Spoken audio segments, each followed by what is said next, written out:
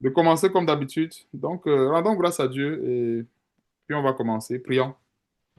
Éternel notre Dieu, nous te bénissons, nous te rendons grâce encore, Seigneur, pour cet autre jour où tu nous donnes de nous réunir autour de ta parole afin de partager l'infinie grandeur de cette parole, afin de partager les révélations profondes de ces écrits. Merci encore, Seigneur, pour nos cœurs que tu disposes, pour nos vies que tu purifies, que tu laves, que tu sanctifies par cette parole, afin que nous soyons transformés chaque jour de gloire en gloire à ton image. Merci encore, Seigneur Dieu, pour les grandes choses que tu ne cesses de faire dans nos vies. Donne-nous encore, Père éternel, de demeurer ferme dans ces écrits, afin de ne point fléchir les genoux devant Baal. Oh Seigneur, si nous avons péché en quoi que ce soit, Seigneur, pardonne-nous. Purifie-nous avant que nous soyons dignes de rentrer dans ton sacerdoce. Ce sacerdoce encore, Seigneur Dieu, que tu as réservé aux justes qui auront persévéré jusqu'à la fin. Et aussi également ce sacerdoce que tu nous donnes encore une fois de plus de participer en ce moment afin d'être digne de recevoir la couronne de vie que tu nous auras réservée ou bien que tu auras réservé à chacun de nos présents. Merci pour toutes choses. Merci encore, Seigneur, pour le temps et pour la disponibilité des uns des autres. Et que la gloire et l'honneur te reviennent en toutes choses. Et c'est dans le nom puissant et merveilleux de notre Seigneur Sauveur Jésus-Christ que tu as ces prières. Amen. Amen, gloire à Dieu. Ok, mes frères et sœurs, tournons de Bible dans Matthieu chapitre 22. On va étudier cette grande parabole du Seigneur du royaume des cieux. Le Seigneur enseignait beaucoup avec la parabole du royaume des cieux. Et cette parabole, c'était pour nous préparer, c'était pour nous aiguiser. Parabole du royaume des cieux. Matthieu chapitre 22 à partir du verset 1. Donc, Matthieu 22 à partir du verset 1. Je vais lire au nom de notre Seigneur Sauveur Jésus-Christ. Jésus prenant la parole, leur parla de nouveau en parabole et il dit, le royaume des cieux est semblable à un roi qui fit des noces pour son fils. Il envoya ses serviteurs appeler ceux qui étaient invités aux noces, mais ils ne voulurent pas venir. Il envoya encore d'autres serviteurs en disant, dites aux conviés, voici, j'ai préparé mon festin, mes brebis, mes bœufs et mes bêtes grasses sont tuées, tout est prêt. Venez aux noces. Et sans s'inquiéter de l'invitation, ils s'en allèrent, celui-ci à son champ, celui-là à son trafic. Et les autres se saisirent des serviteurs, les outragèrent et les tuèrent. Le roi fut irrité, il envoya ses troupes, fit périr ses meurtriers et brûla les villes. Verset 8. Alors il dit à ses serviteurs, les noces sont prêtes, mais les conviés n'en étaient pas dignes. On va souligner ce grand détail de la dignité. On va mettre un peu de temps par rapport à cette dignité. Mais les conviés n'en étaient pas dignes. Allez donc dans les carrefours et appelez aux noces tous ceux que vous trouverez, tous ceux que vous trouverez. Les serviteurs allaient dans les chemins, rassemblaient tous ceux qu'ils trouvaient méchants et bons, et la salle de noces fut pleine de convives. Donc, on va s'arrêter là. Et quel est le message que le Seigneur veut nous passer aujourd'hui à travers cette parabole? Et les noces ici que le Seigneur organise, que Dieu le royaume des cieux aussi qui est semblable à un roi qui fit les noces, c'est une image, c'est une préfiguration en fait du salut. Alors, ce salut que nous avons aujourd'hui, ce n'est pas l'œuvre d'aujourd'hui, c'est l'œuvre que Dieu a préparée longtemps d'avance. Mais seulement ceux qui étaient conviés, ceux à qui cette œuvre avait été, ceux à qui cette œuvre avait été destinée, n'en étaient pas dignes. Il s'agit des Israélites, du peuple d'Israël de naissance. Il s'agit d'eux. Ils n'étaient pas dignes. Nous savons tous que ceux qui ont crucifié le Seigneur, ceux qui ont tué les prophètes que Dieu a envoyés, ceux qui ont tué tous les serviteurs de Dieu qui ont annoncé la parole de Dieu, c'était bien sûr ces invités-là. Hein? C'est une image préfigurative qui résume en quelque sorte l'historique de la grâce. Parce que la grâce que nous avons aujourd'hui a une historique. Et dans cette historique, nous avons des messagers de Dieu qui ont été envoyés. Jérémie, Jean-Baptiste, Néhémie, Esdras, il y a tout Ézéchiel, tous ces serviteurs de Dieu qui ont annoncé le salut de Dieu, qui ont annoncé la voix de Dieu. C'était donc ce que nous voyons ici, c'était des serviteurs qui appelaient justement les, tout ce peuple d'Israël à l'image des convives ici, bien sûr qui ont été conviés aux noces, à se repentir, à donner la vie à Dieu, changer la vie afin de bénéficier du salut. Mais ils se sont rebellés, ils ont tué les serviteurs, comme nous voyons ici, tué les serviteurs de Dieu. Et même le Seigneur Jésus-Christ n'a pas fait l'exception. D'ailleurs, il y a une parole où le Seigneur dit, s'ils ont fait ceci au bois vert, qu'en est-il du bois sec? Le Seigneur Jésus-Christ parlait de lui. Et vous savez que dans le langage des plantes,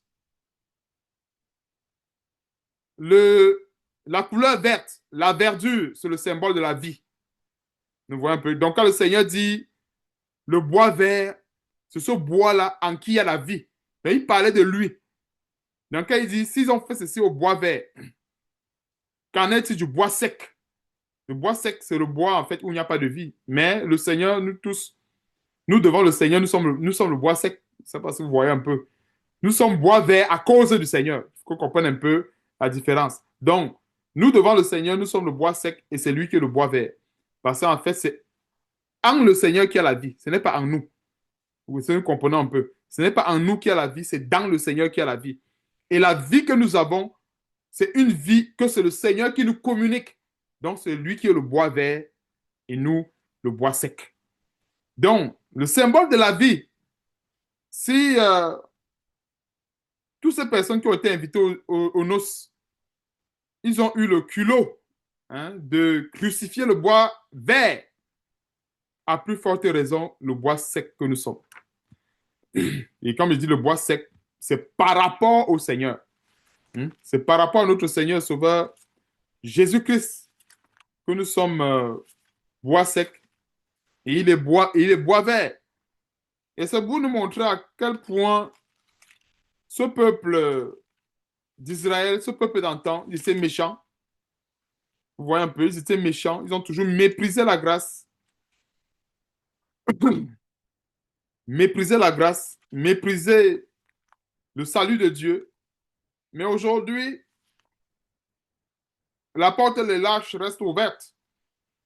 Maintenant, quand nous voyons le verset 8, alors il dit à ses serviteurs, les noces sont prêtes, mais les conviés n'en étaient pas dignes. Quand je parlais de dignité, Dieu voudrait qu'on soit digne.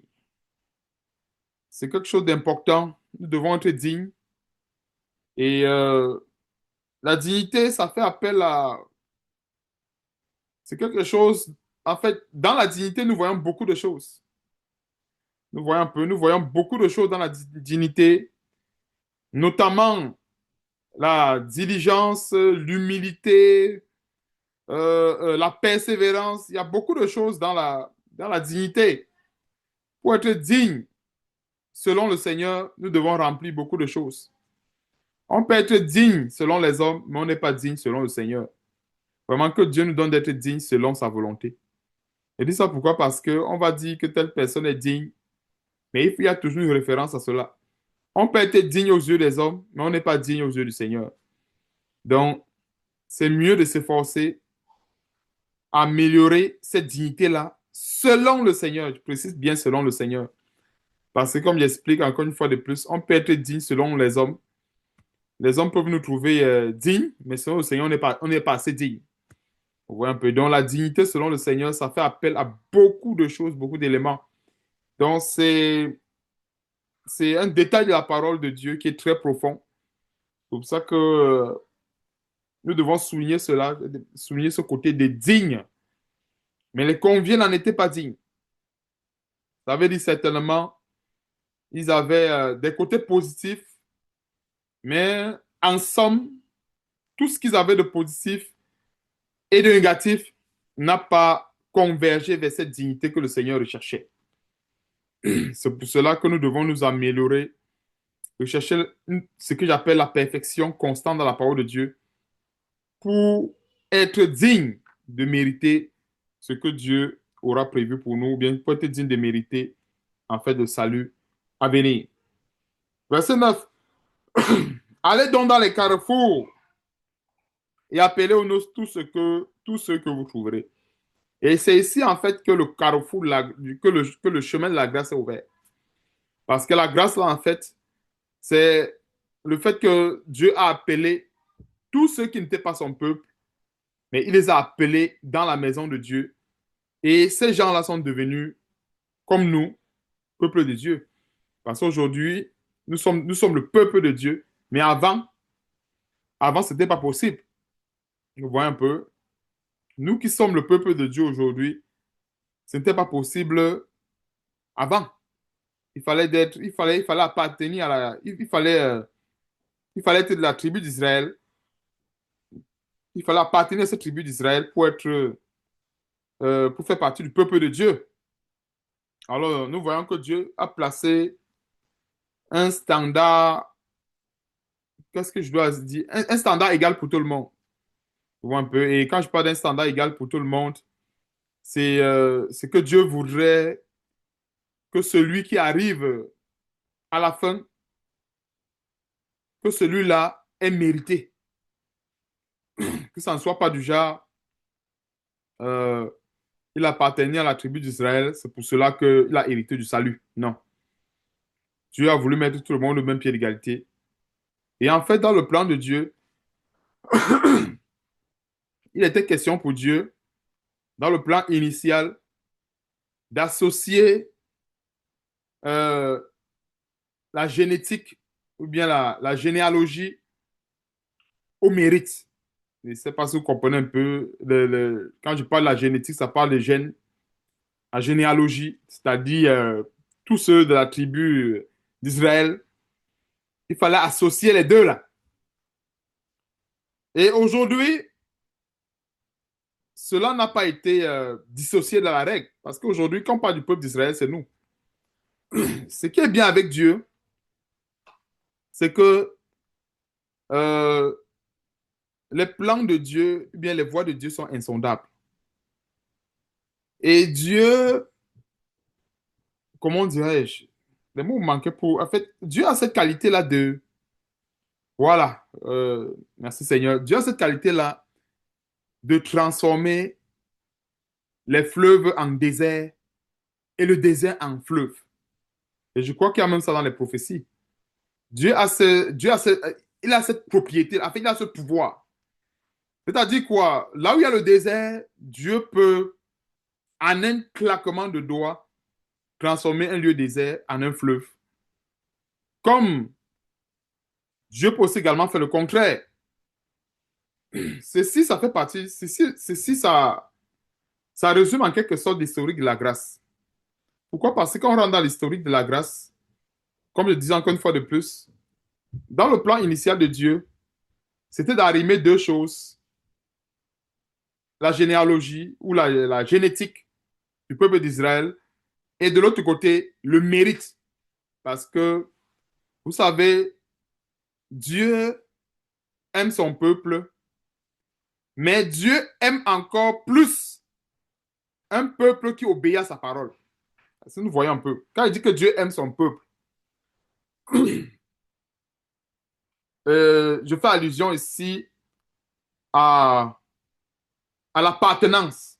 C'est-à-dire, aujourd'hui, je ne sais pas, peut-être l'exemple aujourd'hui, nous sommes tous en Christ. En Christ, aujourd'hui, nous sommes une nouvelle créature. Donc, c'est pour dire que Dieu a pour nous, en fait, nous bénéficions de la part de Dieu. Je vais plutôt utiliser cette expression. Nous bénéficions de la part de Dieu d'un amour particulier à cause de cette alliance-là que nous avons envers Dieu. Mais cependant, on bénéficierait encore plus de cet amour si on mettait en pratique la parole de Dieu, si on obéissait à cette parole et si on la mettait en pratique. Et c'est pas ça si je me fais comprendre à ce niveau. Et c'est la même histoire. En fait, c'est la même histoire avec le peuple d'Israël. Dieu a toujours aimé son peuple. C'est-à-dire, tous ceux qui naissaient d'Israël, tous ceux qui naissaient dans sa maison, Dieu les aimait naturellement parce que ils naissaient dans sa maison. Mais Dieu aimait encore plus, il dit bien encore plus, ceux-là qui mettaient en pratique sa parole. Et c'est pour cela que, si on regarde même avec Joseph, l'histoire de Joseph, comment son père l'aimait un peu plus que les autres, c'est parce qu'il était obéissant. Et il n'y a pas que Joseph, même nous-mêmes. Si on a des enfants, on aura tendance à aimer un peu plus ceux qui sont plus obéissants que ceux qui sont moins obéissants. C'est tout à fait normal. Pourquoi? Parce que ceux qui sont obéissants, on peut compter sur eux. Tandis que ceux qui sont désobéissants, bon, on ne peut pas compter sur eux. C'est vrai, on va avoir un amour équitable pour tous parce que ce sont nos enfants, mais on va toujours plus aimer, c'est clair. Ça, c'est inéluctable. On va toujours plus aimer celui qui est plus obéissant, celui qui euh, met beaucoup plus la parole de Dieu en pratique. C'est tout à fait clair. C'est pareil aussi également avec Dieu. Donc, pour être digne du salut, on doit pas seulement se contenter de notre alliance avec Dieu, c'est-à-dire le fait d'être enfant de Dieu, le fait d'avoir reçu le Seigneur, d'être baptisé. On ne doit pas se contenter de cela, mais nous devons tout faire pour remplir nos devoirs, pour remplir convenablement.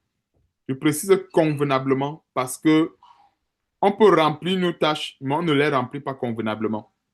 Et je vais donner en fait une parabole, ou bien une image parabolique pour qu'on comprenne un peu ce que je veux par là dire. Je prends peut-être un exemple, un bocal, et j'avais beaucoup apprécié cet exemple. Je crois que j'avais partagé cela avec vous. Un bocal qu'il faut remplir différents matériaux, avec qu'il faut remplir avec beaucoup de matériaux à l'intérieur. Et la règle, c'est que tout doit rentrer dans le bocal et qu'on puisse fermer le bocal. Et quand nous voyons quelque chose de comme cela, c'est pour dire qu'on ne doit pas remplir le bocal n'importe comment. Et ça, c'est l'image, en fait, de ce que nous sommes censés faire en Christ. C'est-à-dire qu'on nous remet, c'est-à-dire le ministère que nous avons avec le Seigneur, c'est l'image de ce bocal-là que Dieu nous remet avec plusieurs matériaux à mettre dans le bocal. Et la règle que le Seigneur nous donne, c'est qu'on doit pouvoir le fermer à la fin. Donc, c'est pour dire que quand moi, j'ai le bol en main, je dois savoir quoi mettre au fond et quoi mettre ensuite pour que par la suite, je puisse fermer le bol. Donc, je ne dois pas seulement dire, OK, j'ai le bol, alors je mets, admettons, je donne un exemple assez précis pour qu'on comprenne, pour que nous tous comprenions un peu là où je voulais en venir. Et dans cet exemple, il y avait des gros cailloux. Et le deuxième élément, c'était du gravier, des cailloux un peu, pas très gros, mais un peu moyens. Et le troisième élément, c'était le sable. Voilà les trois éléments qu'il fallait mettre dans le bol afin qu'on puisse le fermer. Maintenant, donc, celui qui commençait par le sable, il mettait le gravier, il finissait par les gros cailloux. On ne devait pas pouvoir fermer le bol. Pourquoi? Quand on met le sable vient prendre toute la place. Alors, en termes d'espace, le sable va prendre et l'espace du gros caillou et l'espace du gravier. À tel enseigne que quand on va mettre le gravier par-dessus, les gros cailloux vont déborder le vase. Et l'autre exemple, on va mettre le gravier, on met le sable par-dessus, on met les gros cailloux, ça fait le même effet. Alors, pour le remplir convenablement, il fallait mettre les gros cailloux au fond. On met le gravier, ça glisse entre les gros cailloux, ça tombe. Et quand on met le sable, ça rentre dans les petits espaces. Et là, on peut maintenant fermer le bol. Donc, voilà une image, en fait, de quand je parle de remplir convenablement. Donc, quand je prends ces trois éléments, tous les trois ont rempli. Ça veut dire que si je ne mets pas le qualificatif, s'il ne dit pas, si je n'appuie pas sur convenablement, le premier va dire que j'ai rempli le vase. Il n'aura pas tort de le dire. C'est vrai, il a rempli le vase. Il a mis le sable, il a mis le gravier, il a mis les gros cailloux. Il a mis rempli le vase. Mais quand on parle de convenablement, on donne la consigne. C'est toujours la consigne. Nous travaillons toujours avec la consigne. On dit convenablement à telle enseigne qu'on puisse le fermer. Là, maintenant, il faut savoir quoi mettre en bas.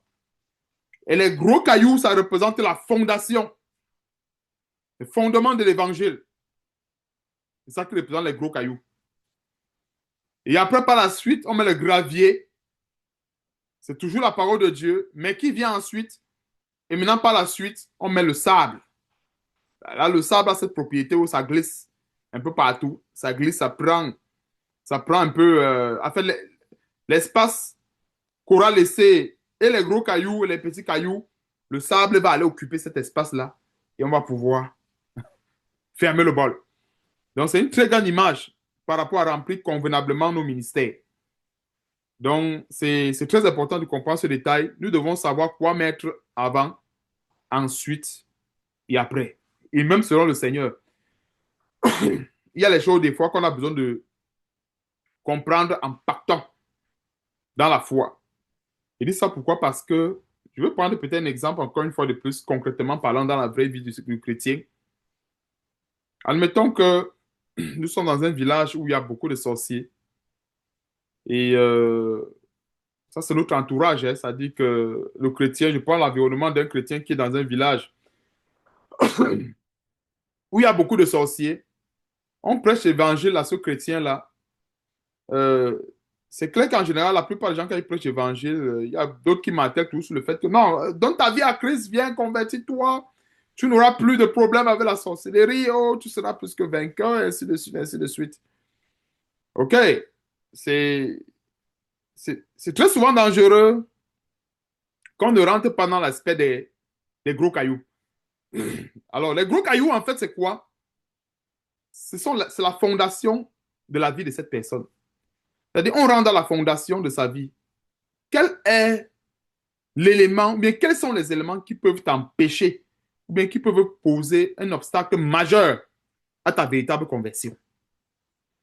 Et c'est en ayant résolu cette équation que justement qu'on peut mieux aider cette personne. Je dis ça pourquoi? Parce que la personne est sorcière dans son village et tout son entourage, c'est des sorciers.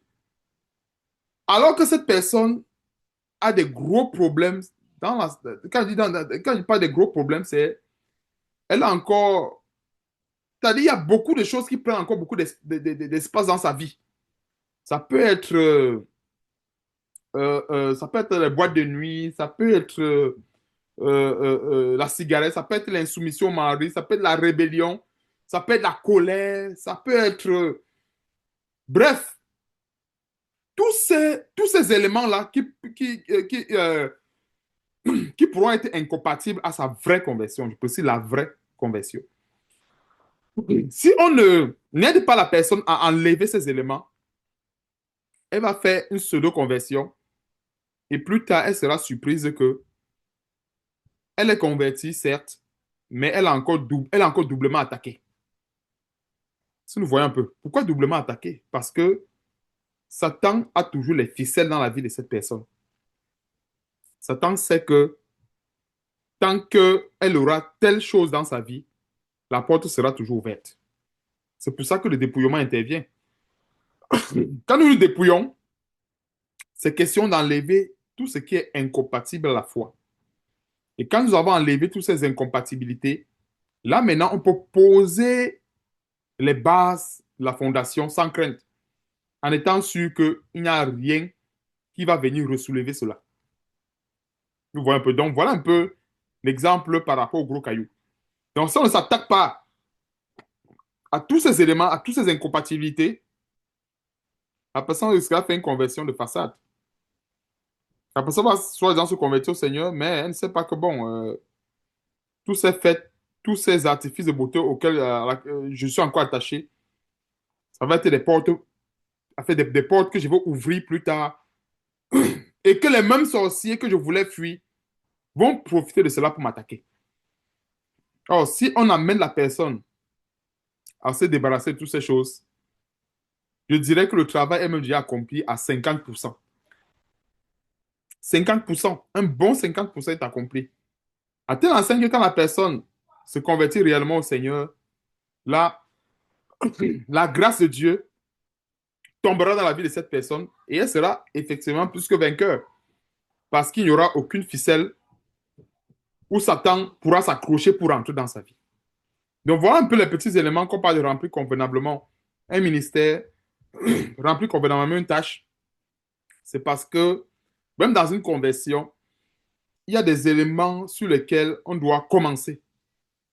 C'est-à-dire, on ne commence pas à dire, OK, bon, il faut que je me baptise, il faut que je fasse ceci, alors que dans le cœur de la personne, elle n'est pas déjà prête à offrir un vrai sacrifice au Seigneur. On ne serait pas en train de rendre un service à une telle personne, parce que demain, elle va pleurer toutes les nuits. Oh, voilà, je vois ceci, je suis attaqué et tout. Pourquoi? Parce que Satan va se servir de tous ces éléments pour tribuler fortement cette personne. Or, si on a déjà préparé cette personne au haut niveau, là maintenant, elle pourra facilement embrasser le Seigneur et les choses ne vont pas bien sûr être faciles, mais au moins cette personne va éviter ce que j'appelle les faux combats. Parce que je vous assure, les faux combats, ça n'avance pas. Qu'est-ce que j'entends par faux combat? Si nous souffrons parce que nous sommes intègres, parce qu'on ne veut pas voler, parce qu'on ne veut pas mentir, alors gloire à Dieu. Alors, si nous souffrons, ou si un chrétien souffre parce qu'il ne veut pas abandonner telle idole, on comprend que ça, c'est un faux combat. Parce qu'à ce moment, le chrétien, soi-disant, souffre de pas. En fait, c'est même lui c'est même lui, euh, c'est même lui le problème. Voilà. C'est même lui la cause de ses souffrances. Je ne sais pas si vous comprenez un peu. C'est même lui la cause de ses souffrances. Donc, c'est encore mieux de souffrir à cause de ses positions. Ça, c'est bien. Si on souffre parce qu'on ne veut pas voler, on veut être intègre avec la parole de Dieu, alors gloire à Dieu. Mais pas souffrir parce que voilà, euh, on n'est pas prêt à faire telle chose. On n'est pas prêt à renoncer à telle chose. Et on souffre pour cela. Ça, c'est un faux combat. Ouais, un peu. Et normalement, pour que ce genre d'épreuve s'arrête, il faut tout simplement offrir euh, ce dont pourquoi on souffre à Dieu en sacrifice. Et le combat va s'arrêter. Donc voilà une petite parenthèse que j'ouvrais par rapport à être digne, à cette dignité, là où le Seigneur nous attend. Continuons, frères et sœurs. Verset 9. Allez donc dans les carrefours et appelez aux noces tous ceux que vous trouverez. Ses serviteurs allaient dans les chemins, rassemblaient tous ceux, excusez-moi, tous ceux qui trouvaient méchants. On va souligner ce détail. Méchants et bons. Et la salle de noces fut pleine de convives. Il y a un détail ici qui peut retenir fortement notre attention. Pourquoi le Seigneur peut aller demander à ses serviteurs? Regardons un peu la consigne du Seigneur. Verset 8. Il dit à ses serviteurs, les noces sont prêtes, mais les convives n'en étaient pas dignes. Allez donc dans les carrefours et appelez aux noces tous ceux que vous trouverez. Est-ce que nous comprenons la consigne du Seigneur? Quand je vous parlais de convenablement tout à l'heure, c'est que dans la consigne du Seigneur, le Seigneur n'a pas mis un accent sur la dignité. Il faut qu'on le comprenne. Il n'a pas mis d'accent sur la dignité. Il a dit tous ceux que vous allez trouver. Bandits, prostituées, voleurs. Donc, la consigne a été respectée. Et c'est pour cela que, dans la suite, ceux qui ont été dans la salle, c'est méchants et bons. Donc, parmi nous, en fait, en réalité, en général, nous qui sommes venus dans le Seigneur, il y a des frères, il y a des sœurs qui n'ont pas connu certains péchés. Il y a d'autres qui sont allés très loin. Je ne sais pas si vous comprenez un peu. Il y a d'autres qui sont allés très loin. Il y a d'autres qui ont été superficiels. Il y a d'autres qui ont été moyens. Donc, on peut dire que ceux qui ont été superficiels sont bons par rapport à. Donc, je précise toujours par rapport à. En fait, ça, c'est une invitation aux noces. Quand on parle des bons ici, c'est une comparaison. C'est que, je prends un exemple. On veut trier le riz. Il y a des grains qui sont plus pourris que d'autres. Donc, le grain qui est pourri, on va dire qu'il est mauvais. L'autre qui est, entre parenthèses, bon que l'autre qui est mauvais, on va dire qu'il est bon. Mais il n'est pas encore bon comme il faut après le triage. Je veux recommencer. On veut trier le riz. On ramasse tout. Le riz moisier, le riz concassé et tout. Il y a d'autres riz qui sont bons, mais qui ne sont pas encore bons comme il faut. Parce que tout ça passe au triage. Mais maintenant donc, avant, après le triage, on ne peut pas dire que, parce que le bon que nous voyons ici, ce n'est pas encore le bon selon la volonté de Dieu. Mais c'est bon par rapport à, c'est-à-dire, je veux donner un exemple un peu plus simple. Il y a des chrétiens, par exemple, qui n'ont jamais, peut-être, je vais me parler à l'extrême, qui n'ont jamais tué quelqu'un. Par exemple, peut-être leur péché, c'était mentir, voler un peu les petits sous de maman et papa. Par exemple, voilà ce qu'ils ont commis comme péché devant le Seigneur. Tandis qu'il y a d'autres qui ont tué, qui ont avorté, qui ont fait des choses terribles dans leur vie.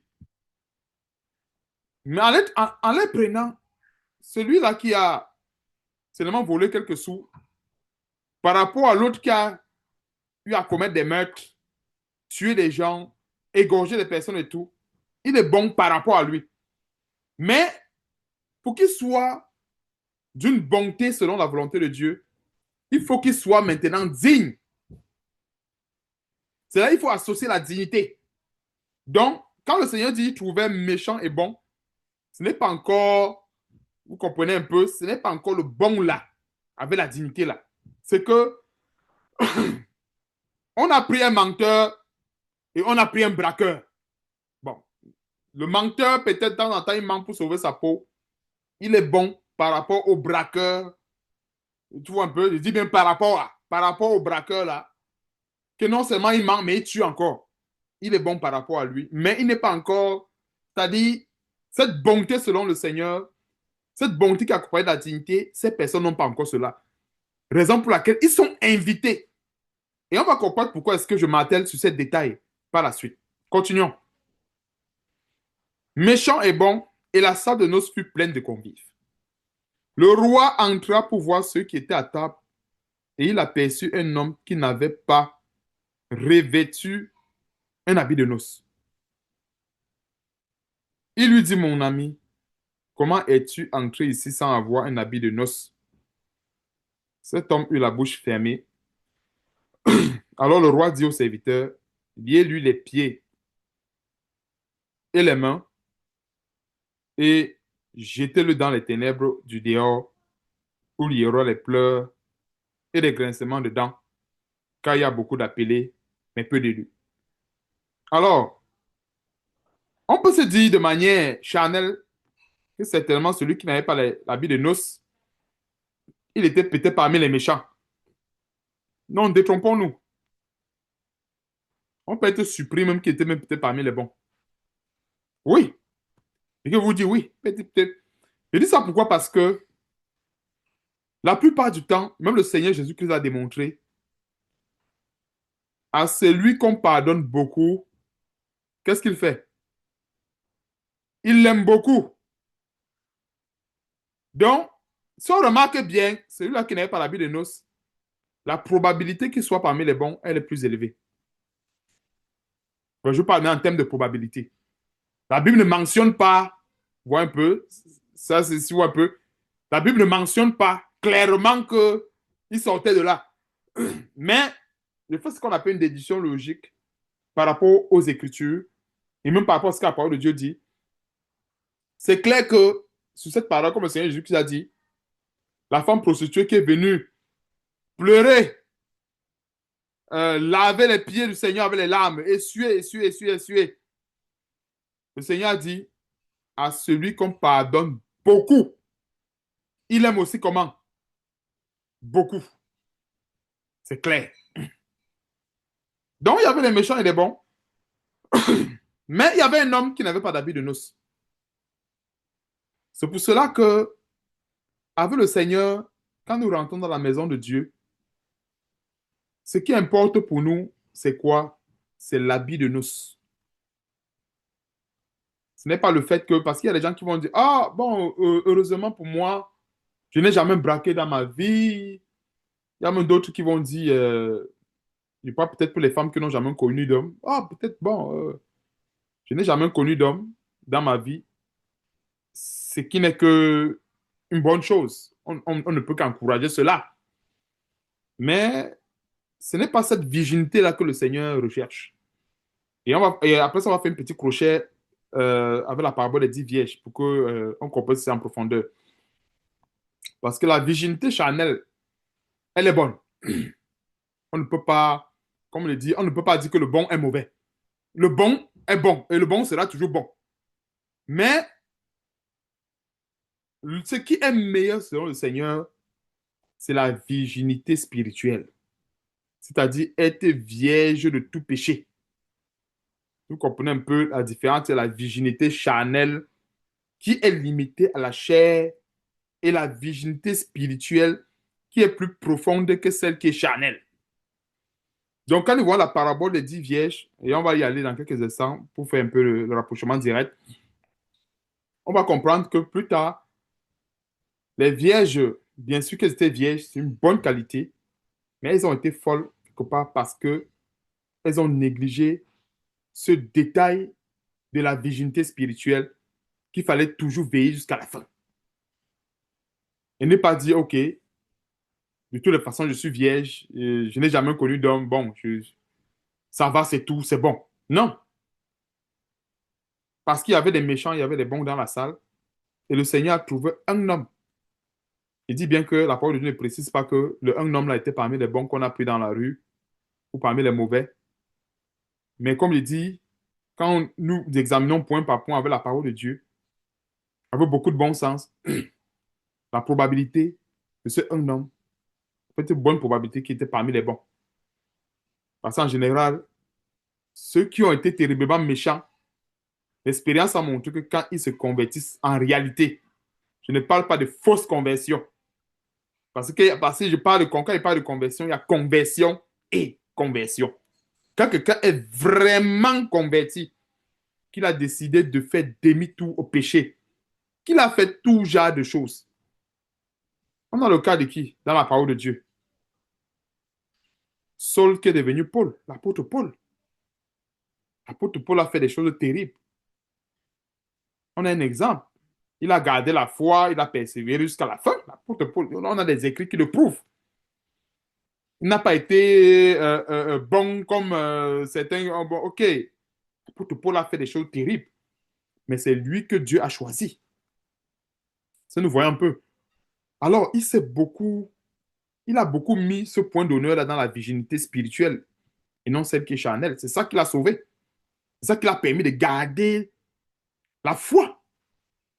Et allons un peu dans la parabole des 10 vierges, Matthieu chapitre 25.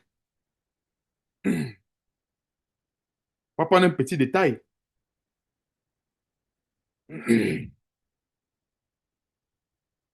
Matthieu chapitre 25. Alors le royaume des cieux sera semblable à 10 vierges qui, ayant pris leur lampe, allaient à la rencontre de l'époux.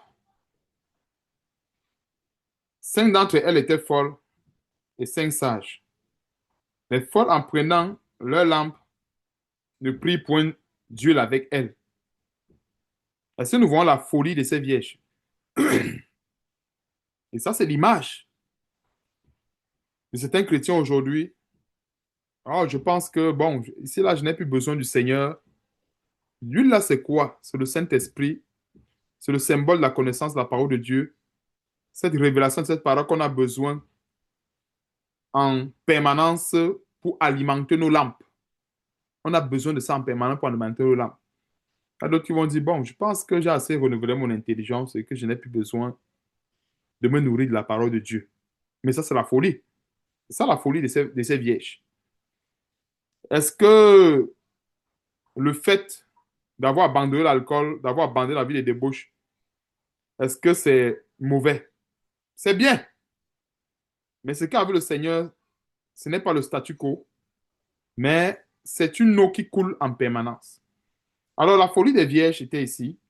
En prenant leur lampe, ils ne prient point d'huile avec elle. Mais les sages prient avec leur lampe de l'huile. Et comme je disais encore une fois de plus, des fois la tentation est tellement forte que, à un moment donné, on a besoin du renfort. Elles ont pris de l'huile avec elles. Et le détail qu'on peut voir ici, c'est que les lampes qu'elles ont emportées avec elles, il y avait une quantité d'huile X à l'intérieur. On va comprendre pourquoi est-ce que je rentre un peu plus en profondeur dans cette quantité d'huile X qu'il y avait à l'intérieur. C'est un peu comme quelqu'un qui part dans un village lointain. Je ne sais pas, je crois que la plupart de nous aussi, nous avons connu les lampes tempêtes dans nos villages, à moins s'il y a quelqu'un qui n'est pas allé au village. Les lampes qu'on mettait le pétrole dedans, là. C'est un peu comme ça que je compare cette parabole. Imaginez une personne qui va parcourir X kilomètres. Donc, la valeur de X, chacun peut donner, attribuer une valeur qu'il veut. Ça peut être 10 kilomètres, ça peut être 5 kilomètres, ça peut être 20 kilomètres, peu importe. Mais c'est quand même une distance assez considérable. C'est la nuit, il faut s'éclairer, il faut avoir une lampe. Et moi, je me rappelle à l'époque, ça fait longtemps que je partais au village, ma grand-mère, elle avait une lampe là, à pétrole. On mettait le pétrole dedans. Il y avait une mèche. Donc, le pétrole, la mèche se noyait dans le pétrole. Je ne sais pas si ça existe encore aujourd'hui, hein, mais j'aimais beaucoup ça. La mèche se noyait dans le pétrole et la lampe brûlait et ça éclairait la nuit. Maintenant, euh, la personne s'en va chez X, un oncle, une tante, peu importe. Elle prend sa lampe et la lampe a un contenu limité. Hein. Ça peut être combien de millilitres? 200, 300 millilitres. Donc, elle a mis le plein de la lampe. Alors, celle qui est prudente, ou la personne prudente va se dire, hey, on ne sait jamais. Je ne peux pas arriver en route, peut-être le pétrole se me lâche.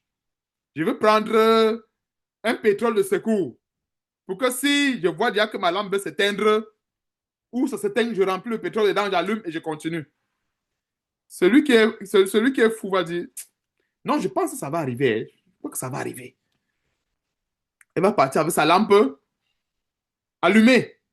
Mais oubliant qu'avec les kilomètres parcourus, hein, la mèche dans la lampe pour brûler, ça consomme le pétrole. Voilà un peu. Dans le pétrole ici, je prends un exemple assez simple pour qu'on comprenne. Ça consomme le pétrole. Donc le pétrole aussi, c'est l'exemple de l'huile. Donc, quand ça consomme le pétrole, c'est pour dire qu'à un moment donné, ça va finir. Et quand le pétrole finit, hein, la lampe s'éteint. Et si ça s'éteint, mais qu'est-ce qui se passe? Ce sont les ténèbres. Et quand il y a les ténèbres, en général, la nuit, là, quand c'est vraiment les ténèbres, mais des fois, tu ne sais pas où tu vas mettre le pied. Est-ce que tu vas trouver un chat à côté? Est-ce que... Donc, déjà, le fait que la lampe s'éteint, c'est grave. C'est très grave. Imaginons qu'il y a quelqu'un là qui avait un couteau, une hache, peu importe. Le risque d'être agressé, le risque de X ou Y ou Z devient trop élevé.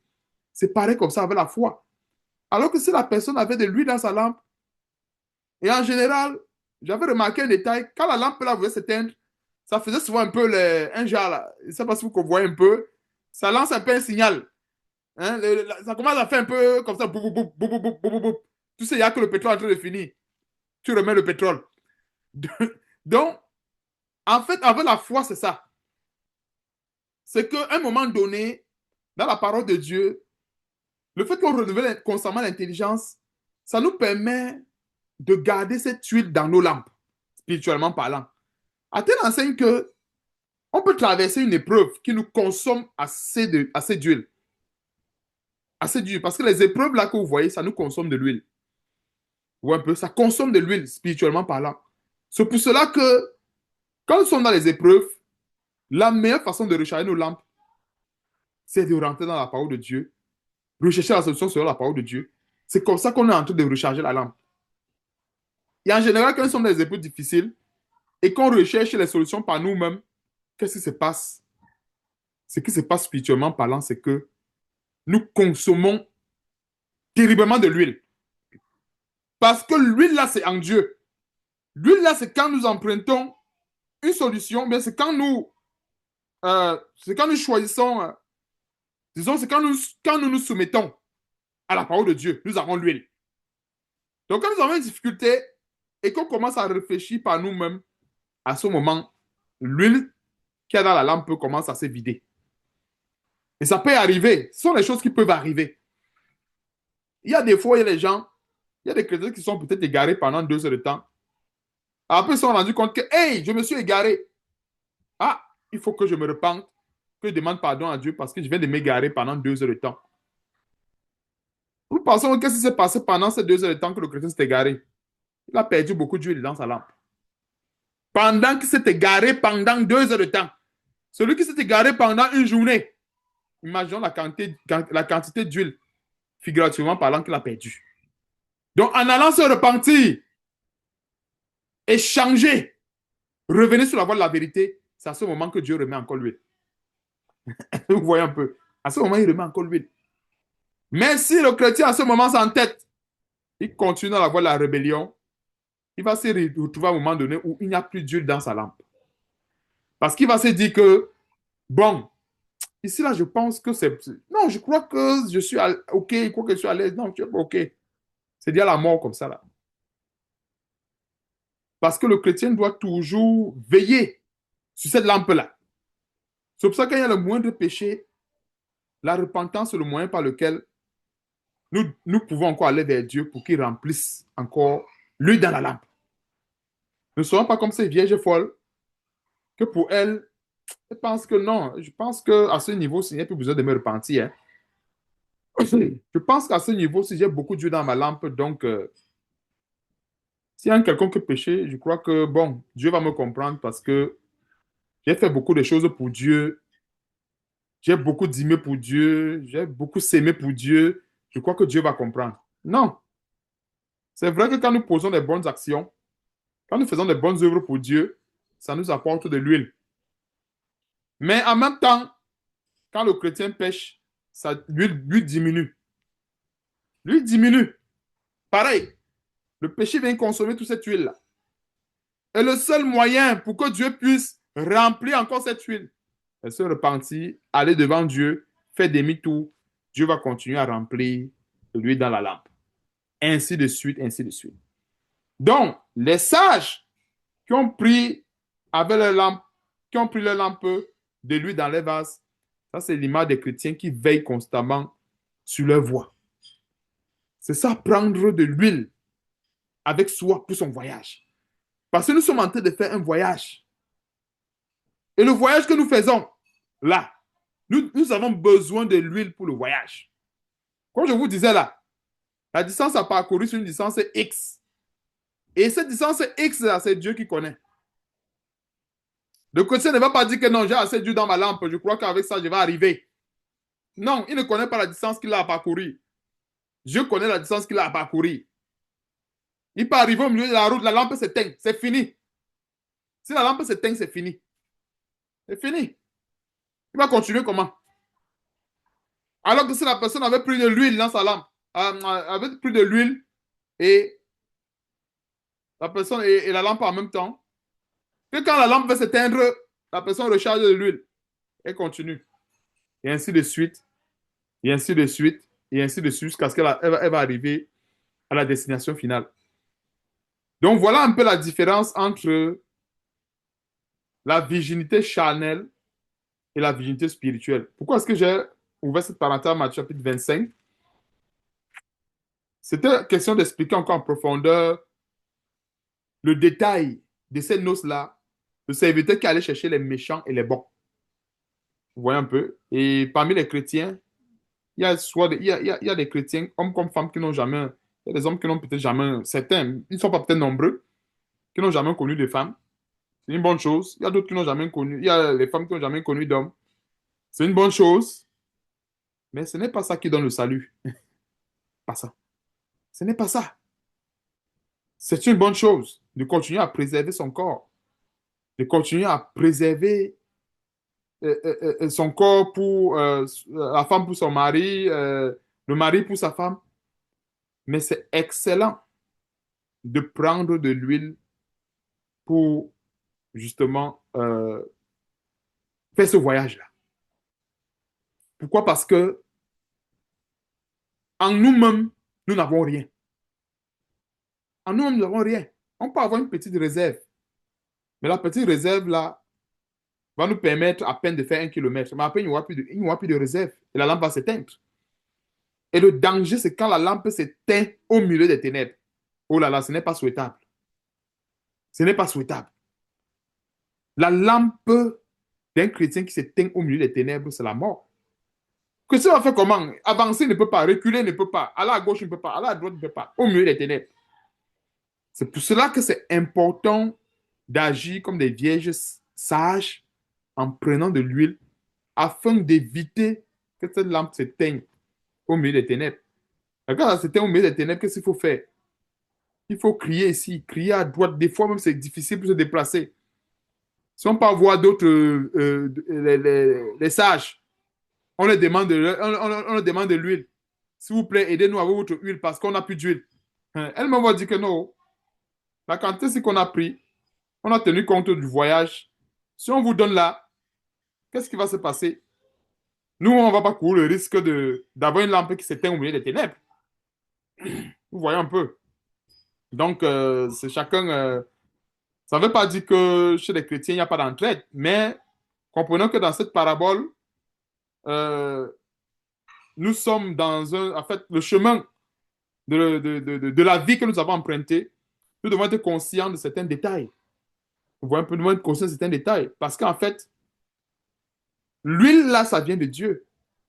Et il y a encore un détail encore que je viens de comprendre. Je viens de comprendre une profondeur. Une profondeur par rapport à, à Matthieu chapitre 25. On va partager cela ensemble. Matthieu, je viens de comprendre à l'instant même.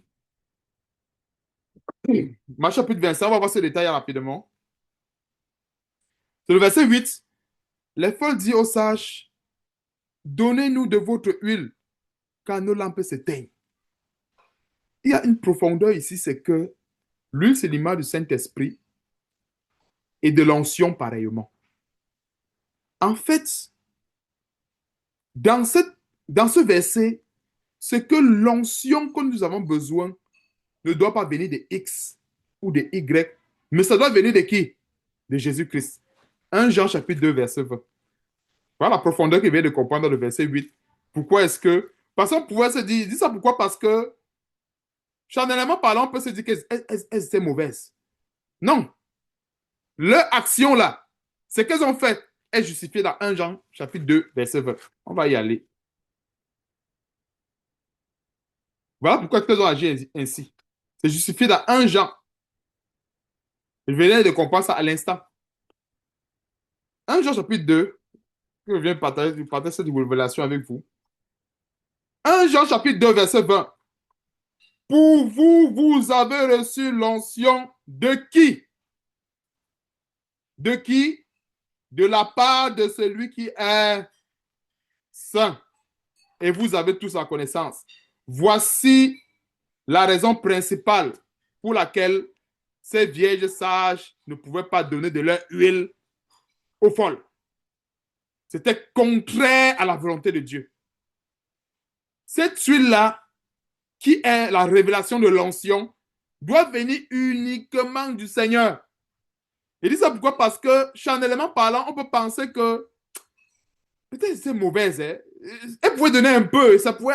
Non. Et généralement, dans chaque verset, il y a toujours une profondeur. On va parler tantôt de la lettre et la révélation de la lettre. C'est ça la révélation de la lettre. C'est que Quand nous voyons peut-être au verset 8, les folles disent aux sages, donnez-nous de votre huile quand nos lampes s'éteignent. Alors au verset 9, la réponse des sages, pourquoi ces ont répondu ainsi? Les sages répondirent non. On peut se dire, mais ils ont répondu non. Elles pouvaient quand même donner un peu. Vous voyez un peu. Moi, je n'avais pas compris comme ça avant. Je me suis dit, mais pourquoi elles ont dit non? Bon, au départ, je me suis dit, bon, c'était leur choix. Mais le non là a été justifié par 1 Jean 2, verset 20. Les sages répondirent non. Il n'y en aura pas assez pour nous et pour vous.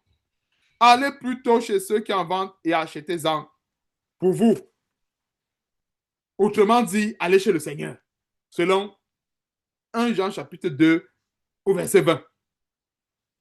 Donc, en réalité, c'est ça. Voilà pourquoi est-ce qu'elles ne pouvaient pas donner de leur huile, de leur onction à ceux qui n'avaient pas. Et c'est pour ça qu'en fait, aujourd'hui, les doctrines de transfert d'onction, c'est diabolique. Parce que nous voyons même déjà ici que dans Matthieu chapitre 25, il n'y a pas eu de transfert d'onction. C'était une doctrine qui était biblique. C'est que les sages allaient transférer un peu d'huile dans leur lampe. Si nous voyons comment est-ce que Dieu a fait ces choses. Et ce qui est bien avec la parole de Dieu, c'est que en fait, c'est tellement précis, tellement concis. Dieu a fait des choses à telle enseigne que dans chaque iota de la parole de Dieu, nous voyons toujours les mêmes éléments qui reviennent. Il y a toujours les mêmes éléments, ça revient, ça revient, ça revient. Parce que quelqu'un pouvait lire ce verset et dire charnellement que peut-être les sages là, ils avaient exagéré. Elles auraient dû donner peut-être un peu. Peut-être un peu là pouvait permettre qu'ils arrivent tous deux ensemble. Non. La révélation ici, c'est que l'onction qu'ils avaient besoin, ça venait du Seigneur. C'est vrai. Des fois, nous pensons que nous pouvons donner soit la vie ou de l'huile à X ou à Y ou à Z. Non. Nous sommes limités. Même quand la Bible dit soutenez-vous les uns les autres, nous avons une limite à cela, dans ce soutien-là.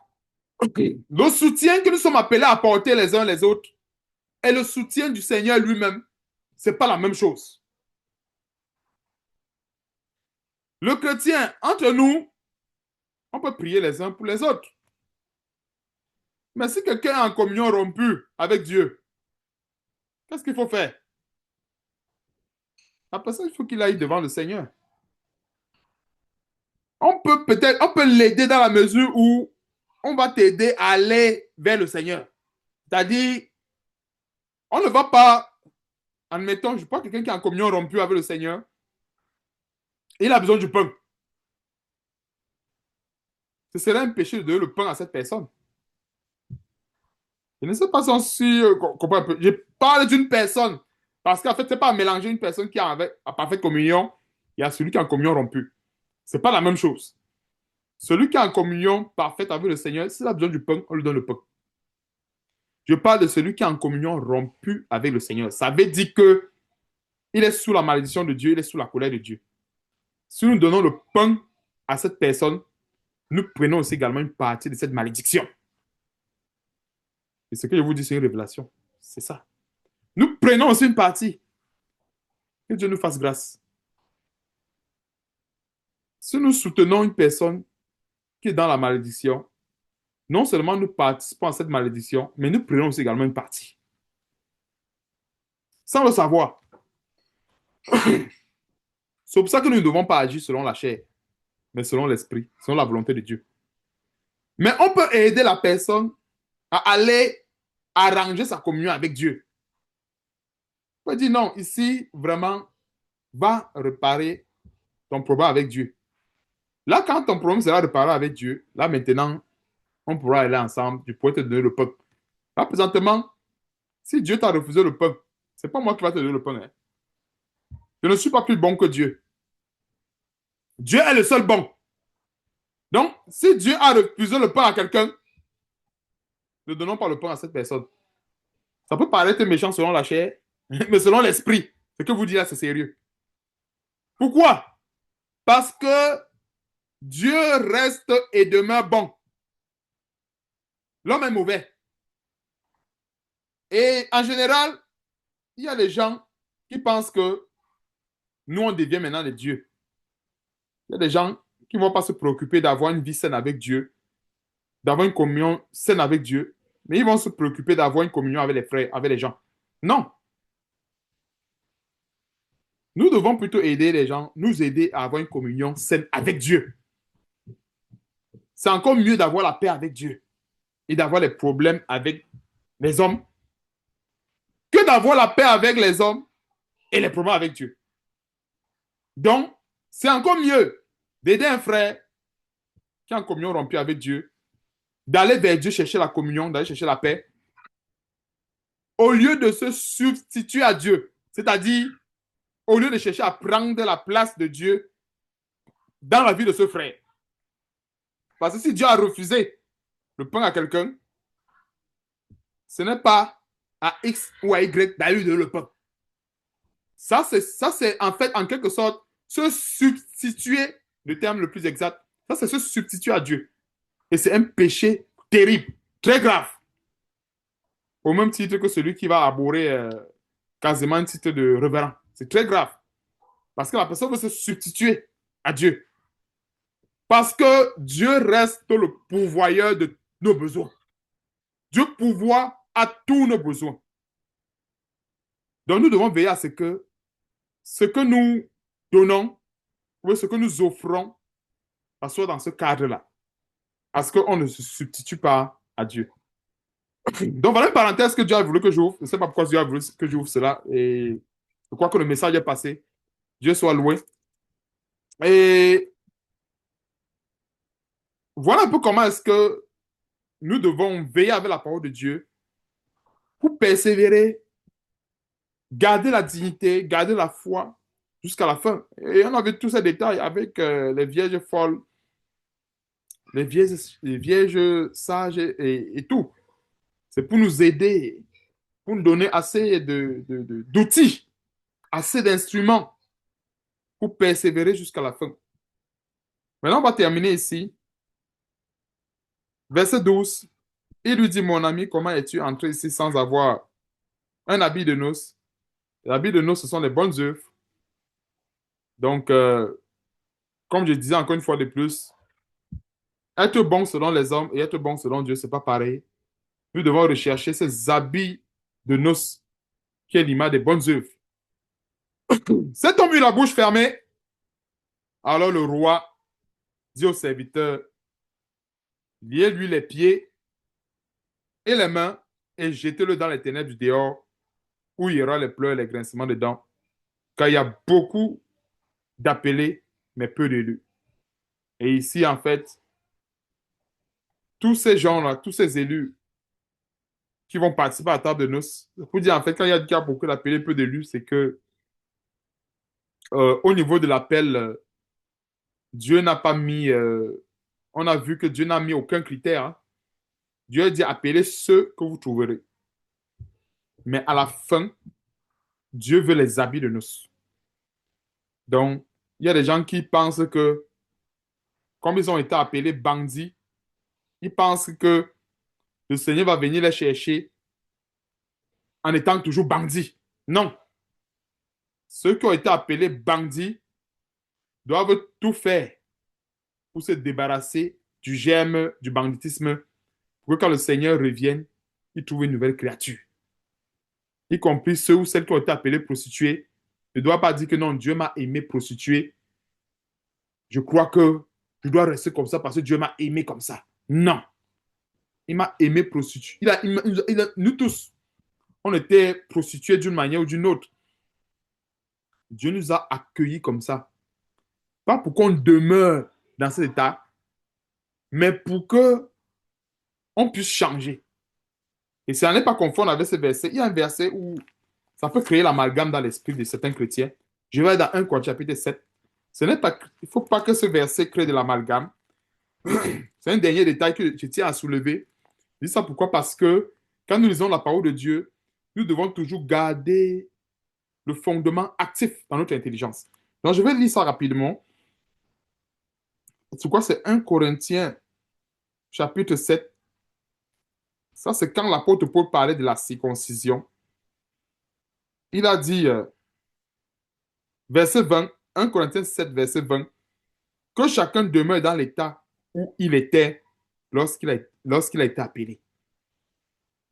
Il y a certaines personnes qui vont lire ça et en disant que, ok, j'ai été appelé prostituée, pourquoi je dois changer? J'ai été appelé bandit, pourquoi je dois changer? Voilà la Bible qui dit qu'il doit demeurer dans l'état où j'étais lorsqu'il été appelé. Ça, c'est hors sujet. Le verset 19 parle de la circoncision. Nous sommes dans un sujet où on parle d'un élément qui est charnel, qui a une influence, qu'est-ce que je dois dire? Une influence plus ou moins zéro sur la grâce. Je ne sais pas si vous comprenez un peu mon terme. J'ai précisé une influence plus ou moins zéro. Et le terme est vraiment très bien choisi. De plus ou moins zéro, c'est pour dire une personne qui s'est fait circoncis, ça n'ajoute rien, ça n'enlève rien. Celui qui s'est fait circoncis, ça n'ajoute rien, ça n'enlève rien. C'est ça que j'ai dit. On était dans une situation de circoncision qui représentait en réalité plus ou moins zéro sur la grâce. Alors, dans une telle situation où la circoncision représente quelque chose de plus ou moins zéro sur la grâce, on peut conclure que au verset 20, comme l'apôtre Paul le disait, que chacun demeure dans l'état où il était lorsqu'il était appelé. Comme il a dit au verset 19, la circoncision n'est rien. Et l'incirconcision n'est rien. Mais l'observation des commandements de Dieu est tout. Donc, celui qui se fait circoncis, zéro. Celui qui ne se fait pas circoncis, zéro. Maintenant, il continue en disant, dans le même texte, dans le même contexte, que chacun demeure dans l'état où il était lorsqu'il était appelé. Donc, ce n'est pas un autre sujet. Il dit ça pourquoi? Parce que s'il y a cette personne qui veut s'égarer, qu'il y a quelqu'un qui veut s'égarer, il va prendre ce verset de manière isolée en disant que pourquoi est-ce que Dieu m'a appelé bandit, pourquoi est-ce qu'il doit changer? Donc, voilà un peu ce détail qu'il tenait à soulever pour dire que Dieu ne se contredit pas. Il a appelé les méchants, il a appelé les bons, entre guillemets. C'est pas bon vraiment, c'est pas encore vraiment bon selon la volonté de Dieu, mais c'est bon entre guillemets. Mais c'est pour que méchants et bons se convertissent et deviennent bons maintenant selon le Seigneur. Voilà un peu le signal que Dieu attend à la fin. Dieu a pris les méchants. Il y a des gens qui étaient tellement méchants que quand on les voyait, on fuait. On dit que non, peut-être celui-ci va encore me tuer. Ou peut-être celui-ci va encore faire ceci. Il va encore voler mon porte-monnaie. Dieu a appelé celui-là. Il y a des gens qui étaient même des modèles pour la société. Tellement gentils, ils aidaient les gens, tellement serviables. Dieu les a aussi également appelés. Mais c'est pourquoi ces gens-là deviennent bons maintenant selon le Seigneur. Ils étaient bons selon le monde. C'était des personnes exemplaires selon le monde. Et c'est vrai, il y a des gens dans ce monde aussi qui sont bons. C'est vrai, ils existent. Je pense que même l'exemple de... La Bible nous parle de qui? Corneille. La Bible dit que Corneille faisait beaucoup de monde. Donc il était bon. Alors si Corneille était bon selon le Seigneur, pourquoi est-ce que le Seigneur l'a encore conduit vers Pierre? Pourquoi? Si ça suffisait, si le monde qui donnait suffisait, pourquoi Dieu l'a encore conduit vers Pierre? Si ça suffisait. Et pourtant, il était déjà bon. Voilà un exemple. Il était bon. Il faisait le monde et tout ça. Dieu l'a dit, OK, je veux que tu sois bon selon ma volonté maintenant. Il faut que tu rentres en alliance. Va voir un surnommé Pierre. Voilà, voilà, et ainsi de suite. Donc, voilà un détail bon. Donc, on est tous également appelé comme une personne, comme une bonne personne. Pourquoi plus tard, il devient, pourquoi plus tard, il devient cette bonne personne, autant pour moi, selon le Seigneur. Donc, Dieu soit loué, on en a ainsi terminé pour pour cette grande parabole sur le royaume des cieux. Que Dieu soit loué et qu'il nous donne tous de devenir bons selon sa volonté. Donc, s'il te plaît, Emmanuel, donne-nous un mot de prière. On va rendre grâce à Dieu, plaise à Dieu. On se voit mardi prochain. Si tu es prêt, tu peux débloquer ton micro. Si tu es inspiré, tu nous donnes un mot de prière, s'il te plaît. Ok.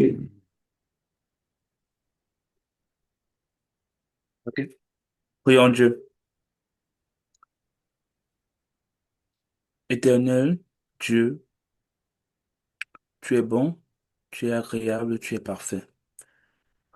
Merci Seigneur parce que tu nous aimes tant. Merci Seigneur parce que tu as manifesté ton amour envers nous, encore aujourd'hui en nous enseignant.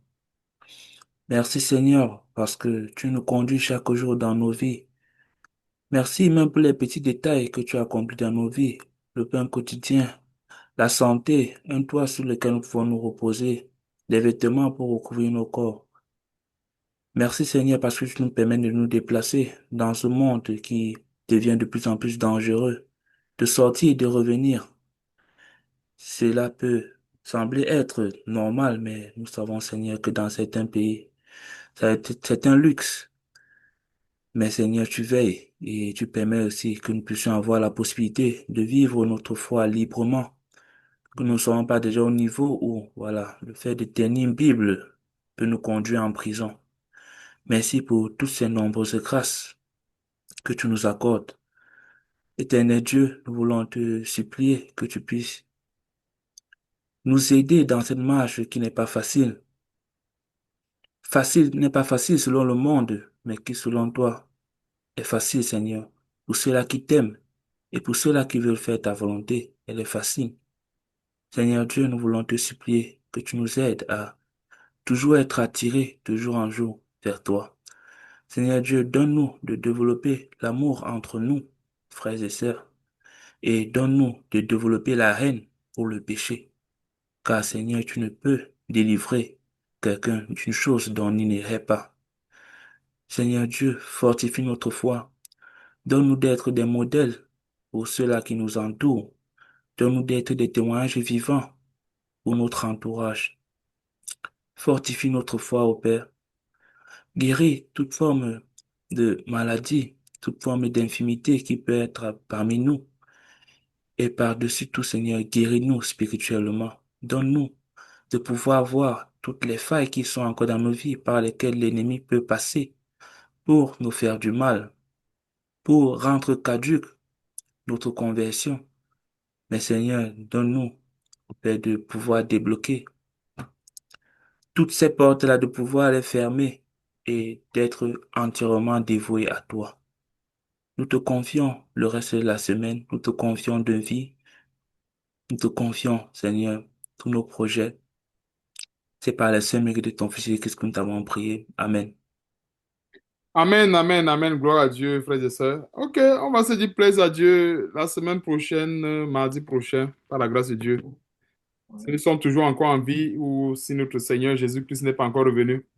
Ok, portez-vous bien par la grâce de Dieu. Ok. C'est une Bye excellente bye. soirée. Que Dieu Bonne soit soirée à tous. Merci, bonne soirée. Bye. Bye. Bye bye. Ouais.